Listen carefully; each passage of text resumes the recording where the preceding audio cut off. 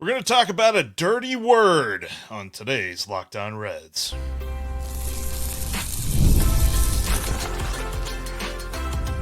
You are Locked On Reds, your daily Cincinnati Reds podcast, part of the Locked On Podcast Network, your team every day. Welcome on in to Locked On Reds. My name is Jeff Carr, and I am a lifelong Cincinnati Reds fan. I've been hosting this show for going into my 7th off season now, and we are all about the Reds all day, every week, all month, all year long. Make sure you subscribe to get at least 30 minutes of Reds talk in your feed every single day, because Locked On Reds is part of the Locked On Podcast Network, your team every single day. And on today's show, I'm actually going to welcome in a special guest, Tim Daniel from Late Night Reds. He's going to discuss this dirty word with me because we are going to be talking about payroll flexibility, but why it is important for this Reds team this offseason, what that focus means, and what exactly does that entail for a couple of players that I think people might be sad to see go. That's going to be our focus on today's show. We're also going to be looking later on at some option decisions that a couple of players and in a couple of situations the Reds need to make on some contracts as we look ahead on today's Locked On Reds podcast that is brought to you by Prize Picks. Download the Prize Picks app today and use the code LOCKEDONMLB to get $50 instantly when you play $5. Prize Picks. Run your game. And we're going to run the game today here with Tim Daniel. Glad to have you on board, man. Hey, Jeff. So the world can finally rest knowing that we are on the same show right next to each other. Room. And we, in fact, are not one and the same. Never mind the fact that both of our availabilities lined up today as if we had the same schedule. That's another thing. To go down to this detail here, I don't want to take over your show by any means. No. I noticed you also use the same microphone as me, too. So. Yeah, I got the same mic. Same headphones? Is this Sennheiser? These are, I switched to the JBLs. Okay, yeah. So we at least have got Skull that. Candy. This is a lot better. Yeah. My Beats taking my gym headphones, so. Production equipment conversations aside, one of the big things this offseason that the Reds really need to focus on and really how they get better is through payroll flexibility. And while that term in and of itself carries with it a very annoying connotation, a lot of people think, well, that means you're getting rid of payroll and you're reallocating your resource, or you're realigning your payroll to your resources and all this other stuff. We have dark flashbacks to things like that. But hear me out on this. What I mean by payroll flexibility is they have the ability to almost get to a point where they're having a payroll of like 60 million of the retained players that they are going into the offseason with. Mm-hmm. And just a few years ago, this ownership group was willing to build a payroll of $125 million. Ergo facto, ipso facto, whatever the term is for that, they could enter free agency with somewhere around $60 million to play with. And I think that needs to be the goal when you're looking at arbitration guys, when you're looking at option guys, and when you're looking at who is going to be here for next year. Yeah, I absolutely agree. And I think that biggest thing there that you kind of talk about with that, Jeff, is this is as cheap as your guys that you think are long-term Reds are probably going to be. Your Stevensons, your Ellies, your McLeans, depending how you feel about him with the injury history. You can go down the list, Lodolo, Abbott, et cetera, et cetera, et cetera. But I think that when you talk about payroll flexibility, that dirty word in which you mentioned, that this is kind of where that comes into play, right? So you look at Hunter Green. I mean, that Hunter Green contract looks more like a bargain by the start. Yeah. Just because of how good he was this year and what he was able to do. And realistically, that money, when his contract comes up here in 4 years, it's going to be a little bigger. It's going to be a little bit harder to re-sign him. So you can I thought that Hunter Green should not have been the be-all end-all. I thought it should have been the beginning of this process. And I think with the payroll flexibility, that can legitimately be the beginning of this process to keep your Stevensons, to keep your Ellies. And I think too, now that you have a guy like Terry Francona at the helm, he's a guy that people are going to want to play for. He's a guy who, is a baseball lifer, and I think that's going to be more attractive, make the Reds more attractive for players. And so I think that this is kind of something that the Reds really could benefit from if they play their cards right. And I think the biggest thing with it, there's two reasons why payroll flexibility is so important with this team. I am not advocating for them to cut payroll so that they can pocket the money. They're going to turn around and create quality signings, quality additions, because that's what this team needs. This team needs bona fide quality major leaguers in their needs. We talked about this before. I know that you and Ben have talked about this before as well. What do the Reds need this offseason? They need corner outfielders, they need big boppers in the lineup, and they need some pitching depth, especially in the rotation. And you're not going to get that off the waiver wire.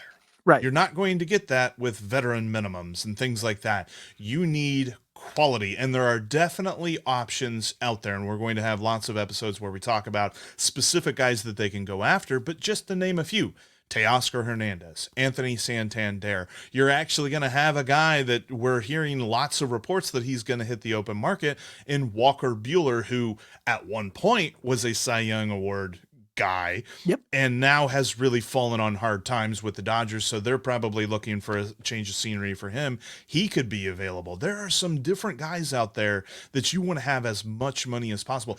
And like you mentioned, the core players of this team will never be cheaper than they currently are. And guys like Nick Lodolo are hitting arbitration. I believe Alexis Diaz is in the second year of arbitration. There are some numbers that are out there, and there's a great article written by, I believe his name is Anthony Franco, on MLB Trade Rumors, that it's kind of a preview for what the Reds roster is going to look like this offseason. And he looks at a lot of different arbitration numbers, and I want to hone in on a couple of guys here in just a few minutes. But most of the numbers make a lot of sense in that the Reds can afford them, right? Right. But some of them, you almost need to look at the future. What is the future value of this player? And there are a couple of guys that they need to make some tough decisions on. Yeah, I mean, you look at, I don't know how far you want to get into this, but a guy like Jake Fraley is obviously going to be one of those tough decisions. The $3.3 million is the reference that Franco uses in this article. I think he's a guy we all love. I think he's a guy we all appreciate, but, we know what this year was, and how much was that personal, and how much was that just kind of struggling at the plate with everything he had going on in his life. So 3.3 for a fourth outfielder, I think, is what we have to. Jake Fraley needs to be the fourth guy, not a starter. Yeah, right. I agree. And I think that's the conversation. Is 3.3 worth that? I'm not one who gets tied up in contracts. Right. It's all made up money anyway, right? Right. I mean, at least to us, we don't ever see that money. Right. So, but I think that, as far as the guys you can look at potentially being non-tendered, to me, he might be amongst the top of the list. And I know we're going to get to that later on. I'll kind of have to say a little later, but he's kind of the name that kind of jumps out to me the most, is I don't know. And the hardest thing with this is when we go into the offseason, we as fans get protective over certain players, right? We're like, no. They got to keep him. They got to make sure that he's here next year, because if they don't do that, then they're a bunch of cheapos and losers, and they don't know what they're doing. But when it comes to paying a player in the offseason, you are paying him for what he's going to do next year, not for what he did last year, because he already got paid for that. You're not going to give him more money for what he has already done. And unless you see him providing future value that is going to move your team forward to its ultimate goal, which you didn't sign Terry Francona to come in here and win 82 games and finish in third place in the division and feel great about things moving forward. You signed him to win now and get to the playoffs and move forward. So what do you do with that? You have to look at every individual player and say, does he forward the goal? And if the answer is no, it's time to move on. And that's just the business of this game. And with that, there are two players.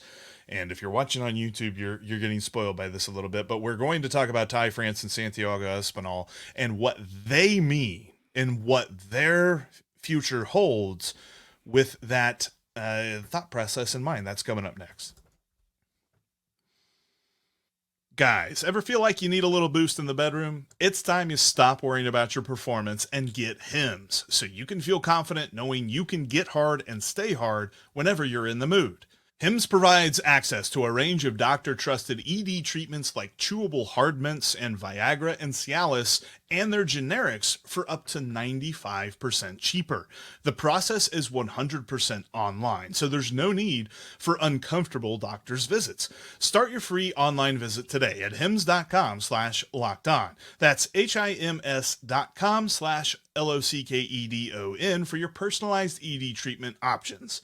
hims.com/lockedon. The products mentioned are chewable compound products which are not approved or verified for safety or effectiveness by the FDA. Prescriptions require an online consultation with a healthcare provider who will determine if appropriate.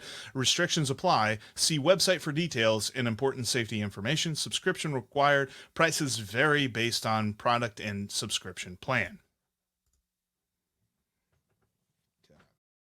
We are talking Cincinnati Reds all day, every week, every month, every year, because we are Locked On Reds every single day. Make sure you subscribe to get at least 30 minutes of Reds content in your feed every single day. And we're talking about the dirty word, the payroll flexibility, but why it is employed in a very good way, especially when it comes to this offseason, because the Reds are building a playoff contender for next year. And that means some hard decisions need to be made because, as I mentioned, this MLB Trade Rumors article did give some predictions, some expectations. These are not numbers that are just thrown at the wall and see what sticks. This is most likely what's going to happen with each player, their arbitration numbers. There are two numbers that I want to hone in on here for just a few moments here, Tim, because the MLB, and we're talking with Tim Daniel, Late Night Reds, happy to have him alongside us here. The two numbers that I really want to focus in on are two guys that I think at some point in 2024, a lot of people latched onto. That is Ty France and Santiago Espinal, for different reasons. Santiago Espinal started off very, very cold, but then at the All-Star break, and definitely for at least a month after the All-Star break, nobody could get him out. And then there was a period of time where Ty France, it felt like all he did was hit extra base hits. Yeah. And you're just like, man, these guys, they're so valuable to this team. But if you look at their overall body of work, and if you look at the fact that MLB Trade Rumors has the prediction for Ty France's arbitration number to be between $8 and $9 million next year, and they have Santiago Espinal around $4 million next year, I think the Reds are better off moving on from both of those guys. I agree in the sense that not necessarily who the guys are, but what they're going to matter to this team moving forward. Is $8.6 million worth a platoon DH guy, backup first baseman, bench hitter? I don't think so. And for Espinal too, it's okay. Do you want to pay the $4 million for a guy who, once everyone's back, that you've been kind of counting on being part of your core, is probably not going to play a whole lot? Probably not. And I think when you kind of look at guys like that, you look at what the Reds kind of have. I know we're kind of past the peak of the farm system, everyone coming up, but there are still guys you can probably count on to can potentially be contributors to the Reds next time they're great. They're still kind of hanging out in the system right now. The Arroyos, obviously, is a name everyone's still talking about and things like that. So I think when you look at it that way and you look at what's going to be out there in the market as far as a backup right-handed hitting first baseman or a backup middle infielder who we think can play right field because the Reds thought, hey, why not go play right field? We need an outfielder. Right. I think that you're probably looking at a situation where you can better move your money to kind of make things more valuable for your team at that point. And I think with those two guys, I like him. I thought they did great for the roles that the Reds needed him this past season. But I don't know how repeatable that is and if it's worth the finance you're betting on for them to do such a thing. No, and I think there's the aspect of memory, right? There were a couple of memories that both guys made that I think there are a lot of fans that latch on to. And they're like, because of that memory, I believe that he deserves this. Right. Or he should get this. But the overall production for both guys just isn't there. In fact, according to Baseball Reference, both guys were worth negative 0.4 wins above replacement, essentially saying you could go out and get anyone else and they would have been better. And then you also take into account the OPS plus factor of it all, a number that Steve and I love to use when it comes to kind of like a beginning of it. It's not the end of understanding. We're not We're not talking about the end all be all number, but it's a very nice all encompassing number that allows you to understand the value of a hitter. OPS plus, with the league average being 100. Ty France was at 85 and Santiago Espinal was at 77. So essentially both of them were below average at the plate. Regardless of the streaks that they went on, they both had nice streaks, but the overall body of work was not that good. So I think when you look at those numbers and you say, can you put those guys on the bench? Sure, but not for their arbitration number. If you could get them for less, I'd be okay with that. But especially in the case, and Santiago Espinal kind of occupies a position that is near and dear to everybody's heart. There isn't a single Reds fan that when you ask them, if they're a deep Reds fan, and you ask them, who's your favorite utility infielder? They're going to know right away. They're going to be able to tell you who their favorite guy is, because I'd sit here and tell you Skip Schumacher all day long. But when you really stack those guys up, you can find another one of them pretty easily. And then on the Ty France part of this equation, I saw in this very same MLB Trade Rumors article that Anthony Franco wrote, Christian Walker's going to be available. Oh, okay. So I would absolutely love him over. That's an upgrade. France. Yeah, that's an upgrade for sure. But also, I believe in CES. I don't know where you are on that one, but I believe in CES. So I think that he's going to be the first baseman. So you don't need a guy that's going to be playing every other day like an $8 million, $9 million guy should be. I still have my worries, just because we don't really know. We haven't seen enough. Not that I don't believe in him, but I do think that I need to feel better about what we kind of saw before he got injured last year. I do believe he's certainly better than that. So, but in the sake of where the Reds are, yeah, you bet on him. You bet on him being the guy. You bet on him being your everyday first baseman, and you see if he can do it. Because if you can't, you're going to know pretty fast.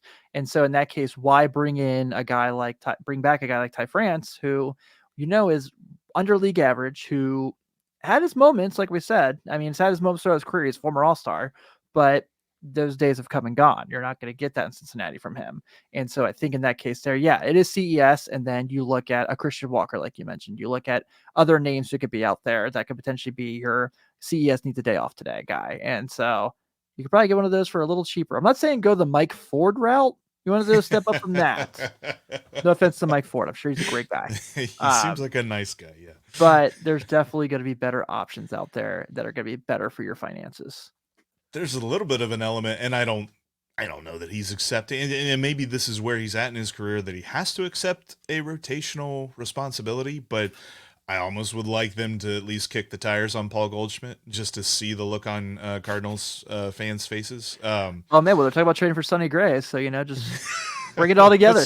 Just bring all the Cardinals over. Yeah, that'd be kind of funny. But no, I think that both guys are replaceable, and we have been talking about it ever since the regular season ended for the Reds that, I wouldn't mind seeing them on the bench, but that was the role that I was expecting. And if you're talking about you can save upwards of $13 million by taking two guys off of your bench, you got to do that, because it all harkens back to the idea that you can have almost $60 million hypothetically. But I would question, honestly, I would question Reds management if they're not willing to challenge that $125 million number this year, because this year they could do it. They've already said they could do it by going and hired Terry Francona. So go do it. And then you must make sure that you have $60 million gets you one of Teoscar Hernandez or Anthony Santander, possibly gets you a trade for a guy like Lane Thomas, and you could probably even throw in a Walker Buehler in there. And if you get those four things or three things, I think I counted too many fingers on my hand. But if you get all those three things, man, we are cooking with gas. And that's what you want at this point. It's just you're tired of kind of sitting on the bench and watching everyone pass you by. And this is your chance to kind of bounce back and do that. And this is why you went and got Terry Francona, because people are going to say, that's who's at the helm. Okay, that's who I want to play for. And this is your chance, like I was saying. So those four guys, I don't think are out of the realm for what the Reds could potentially be looking at doing. I think they could be very nice assets to this team.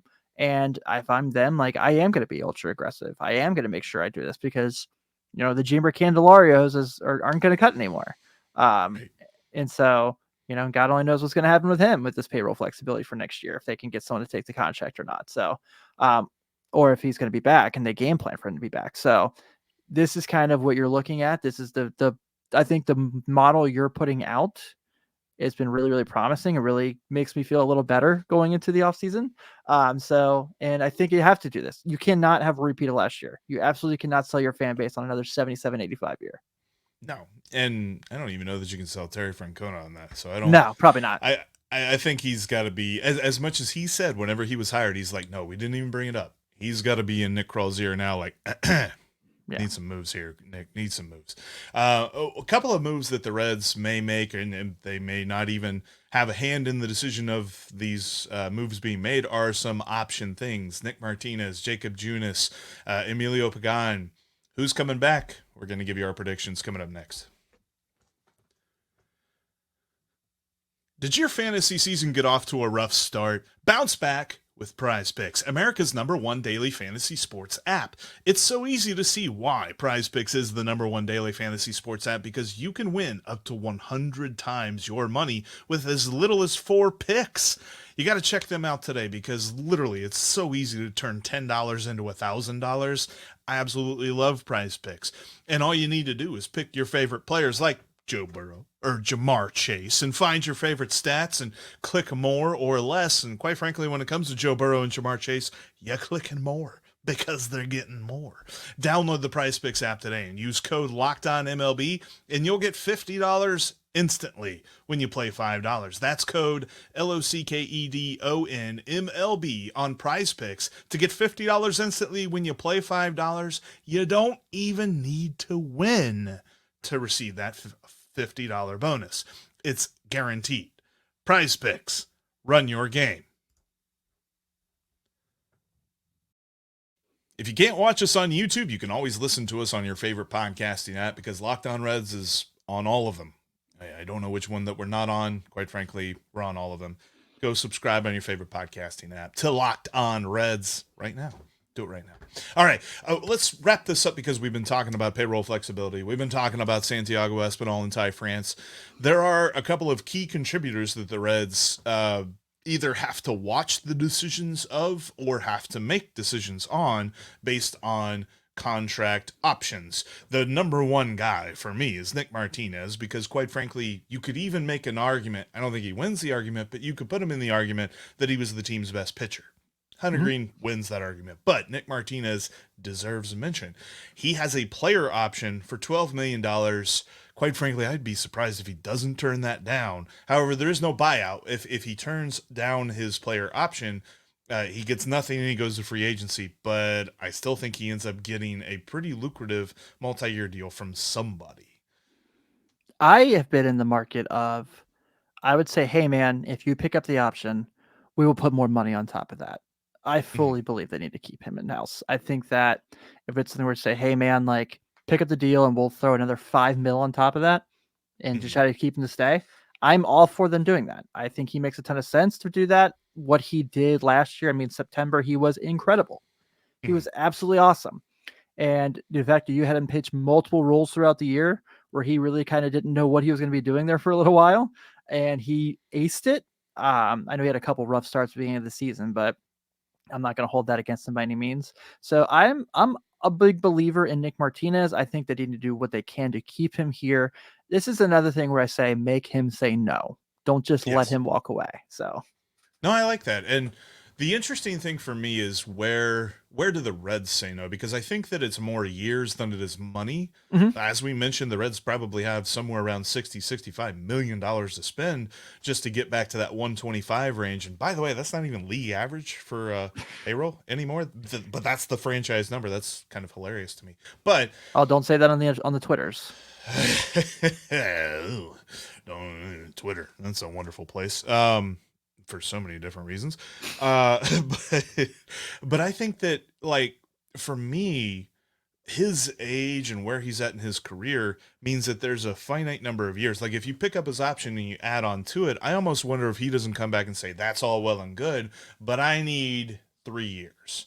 And I don't know if 3 years is a good thing, because I think he might be really good for 1 more year. That's a very good point. I didn't think about it that way. I was just thinking in the sense of, hey, let's make a run at it in 25, and you need to be here for this. So, but Yeah, that's a great point. That's a great point. if it's just the 1 year and you're just adding on cash, I'm signing up for that. The other guy that's got a player option that I think it's intriguing because he made less. The reason, by the way, buried the lead on that. The reason that we think Nick Martinez foregoes his option for next year is that A, he made more money last year, and B, he's definitely got a shot to make more money this year than just $12 million.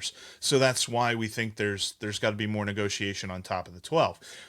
Jacob Junis, on the other hand, made less than his player option. His player option is worth $8 million next year.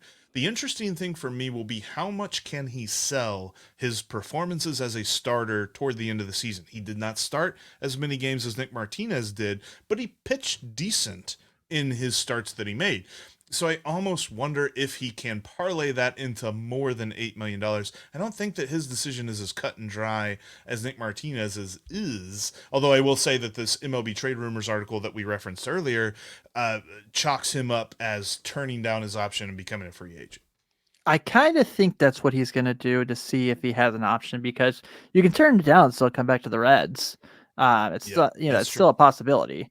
And I think that he's a guy who's probably going to kind of see what his value is and see if that's something he can make happen. I like him. I'm definitely fine if they do keep him. I do too. I think that as far as what they got for Frankie Montas to get him and guys like Joey Wiemer, I thought was a pretty decent job. Whatever Wiemer turns into, if anything, but right. I would say that even if he does decline it, I don't think I just stop the conversation there. Yeah, that's the funny thing. And I remember having a conversation with somebody about this toward the end of the regular season, but somebody had mentioned, the Frankie Montas deal looks horrible now, huh? And I'm like, how so? Like, he didn't set the world on fire for Milwaukee. He pitched okay. Yeah.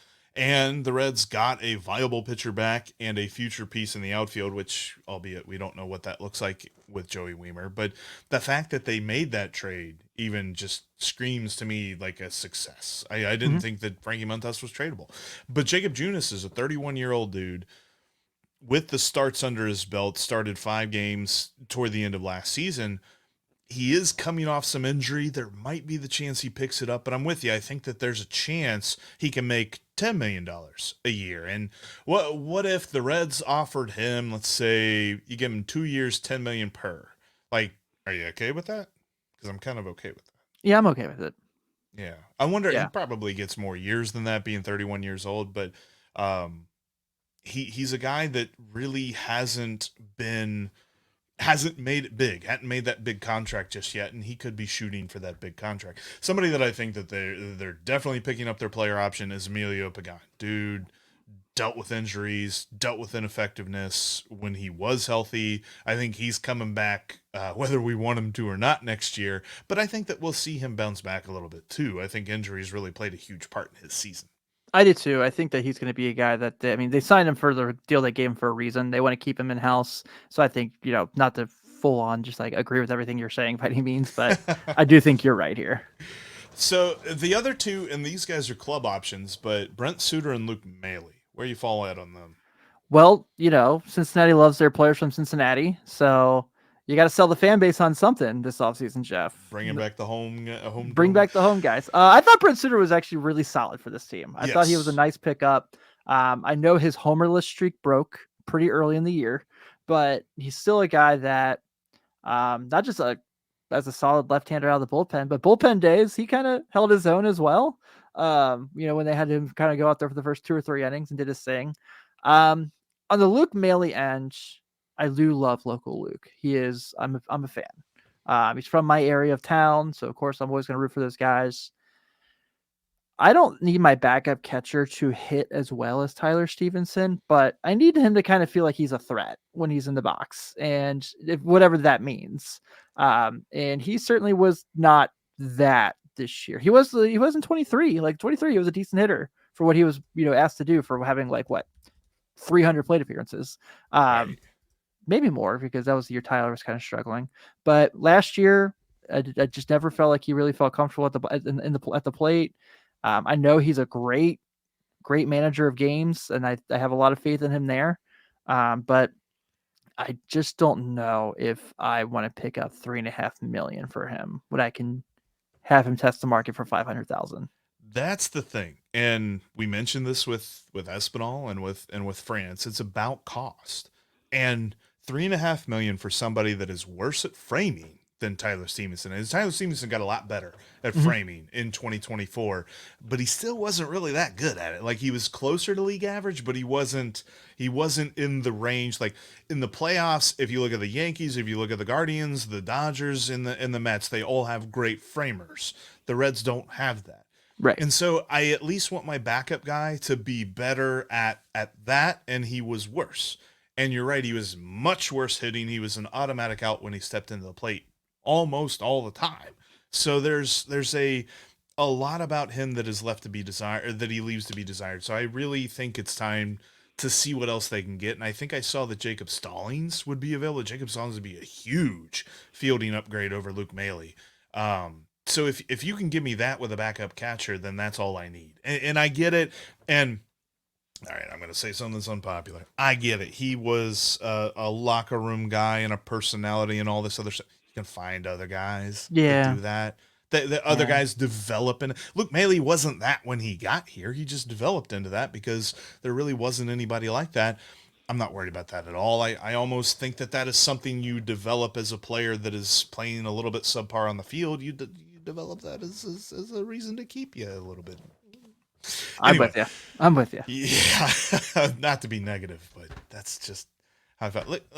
I love what Luke Maile has turned in as a Red. I think it's time to move on there. But yeah, as far as options goes, I think that's we're going to be discussing this a lot more because there's so much about this Reds offseason that they need to do, and this MLB Trade Rumors article really dove into a lot of different stuff, so we're going to be referencing that a lot. But appreciate Tim joining us here today on the show. Tim, what's you and Ben got going on over at Late Night Reds? A lot, man. It's a lot of fun right now. So we're live every Sunday night on YouTube at youtube.com/RiverfrontCincy.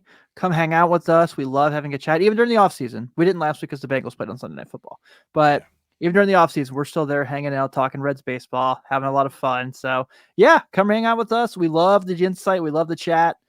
So we would love to have you guys if you want to, if, Jeff and Steve are done on Sunday and you've already listened to their show and you just need to come hang out with us. We're the people for you. So. And that's where we're going to wrap things up today. Thanks so much for making Locked On Reds part of your day. Your first listen every single day. For your second listen, check out Locked On MLB. Got the link to Sully's show down in the description of today's episode. That way you don't have to go searching for it. Makes it nice and easy for you there. Coming up on the next Locked On Reds podcast, we're going to continue our look back. We are going to really dive into the job that Nick Krall did this past offseason. Or this past year. I know a lot of people got some thoughts on that one, so make sure you check out the next Locked On Reds podcast. I think Steve will be back with me. He's had a crazy travel schedule, so I'm pretty sure he's going to be back with me, though. But until then, you can bet that we will be Locked On Reds every single day.